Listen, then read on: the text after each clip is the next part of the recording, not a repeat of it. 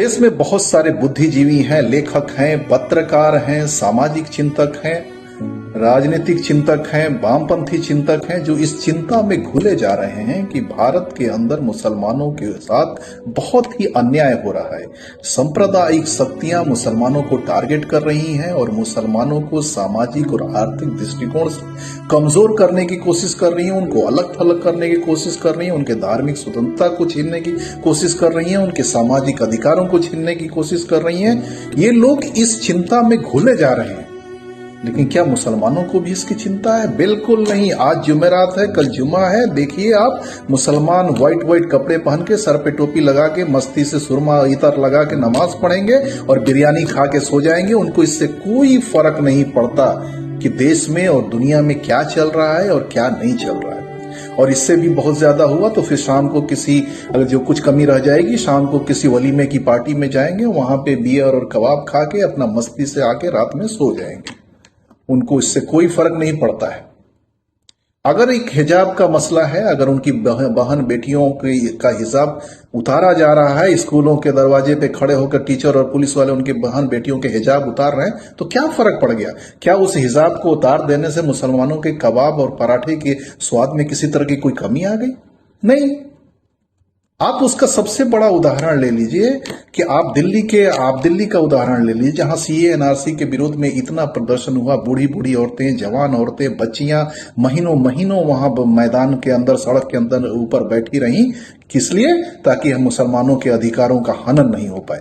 और आज क्या हुआ? उसके जितने अगवा हैं आज जेल में सालों से सड़ रहे हैं। क्या आपने कभी देखा है कि मुसलमानों ने उसके लिए आवाज उठाई हो?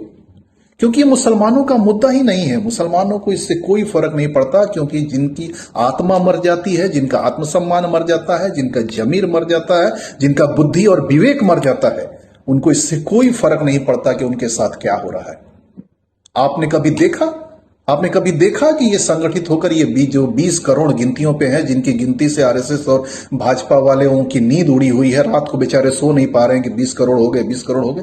अरे ये 20 करोड़ नहीं है, ये जिंदा लाशें हैं जो सिर्फ अपने कब्रों का इंतजार कर रही हैं। इसलिए आप उनकी चिंता मत करें।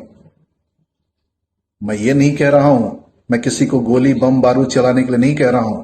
मैं सिर्फ ये कह रहा हूं कि जो भारत के संविधान ने जो आपको अधिकार दिए हैं, कम से कम उनके प्रति तो सजग हो जाओ। उससे आपको किसने रोका है? लेकिन नहीं, इनके लिए दूसरे लोग मरते रहें, दूसरे लोग इनके लिए चिंता करें, दूसरे लोग इनके लिए आंदोलन करें, दूसरे लोग इनके लिए धरना दें, दूसरे लोग इनके लिए प्रदर्शन करें। लेकिन नहीं, ये क्या करेंगे? ये तो भाई मुशायरों में जाके वाह वाह करेंगे, ये जलसों में जाके नारे तकबीर का नारा लगाएंगे, ये उर्सों में और मेलों में जाके भीड़ लगाएंगे। इनको इससे क्या फर्क पड़ता है? क्योंकि ये जानते हैं कि ज्यादा से ज्यादा इनका क्या होगा। ये अपने घरों से उजड़ जाएंगे, अपने मोहल्लों से उजड़ जाएंगे, अपने शहरों से उजड़ जाएंगे और जाके किसी अनाथ आश्रम में या किसी शरणार्थी शिविर में जाके बैठ के जकात और फितरे का और सदके का और दान का और पुण्य का जो की रोटी आएगी उससे खाएंगे, उनका पेट भरेगा। उनकी तो आदत है, क्योंकि ना तो इनका जमीर है, ना गैरत है, ना स्वाभिमान है। इसलिए मैं अपने सारे बुद्धिजीवी भाइयों से, सामाजिक कार्यकर्ताओं से ये निवेदन करता हूं, करबद्ध निवेदन करता हूं कि आप इनकी चिंता छोड़ दीजिए। इनके लिए किसी भी आंदोलन प्रदर्शन आप मत कीजिए, इनको इनके हाल पे छोड़ दीजिए, क्यों यही एकमात्र रास्ता है। अगर ये बर्बादी की तरफ जाना चाहते हैं तो आप इनको नहीं बचा सकते।